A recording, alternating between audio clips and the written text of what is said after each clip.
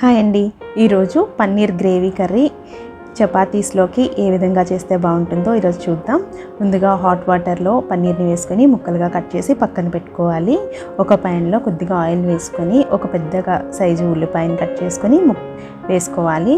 ఒక చిన్న అల్లం వెల్లుల్లి చెక్క లవంగం మిరియాలు యాలకులు కొద్దిగా జీడిపప్పును కూడా వేసుకొని ఫ్రై చేసుకోవాలి. ఒక 2 స్పూన్లు కొబ్బరి తురుము ఒక టమాటోని కూడా వేసుకోవాలి. ఇవి ఫ్రై అయిన తర్వాత వీటిని చల్లగా చేసుకొని మిక్సీలో వేసుకొని పేస్ట్ చేసుకోవాలి. ఇంకొక ప్యాన్లో ఆయిల్ కొద్దిగా బటర్ని యాడ్ చేసుకోవాలి. ఇది హీట్ అయిన తర్వాత మనం ముందుగా ప్రిపేర్ చేసుకున్న మసాలా పేస్ట్ని కూడా వేసుకొని బాగా ఫ్రై చేసుకోవాలి.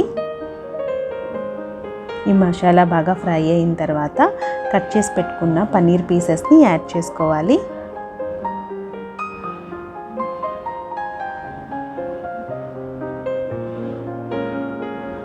ఇప్పుడు రుచికి సరిపడినంత ఉప్పు కారం పసుపుని యాడ్ చేసుకోవాలి.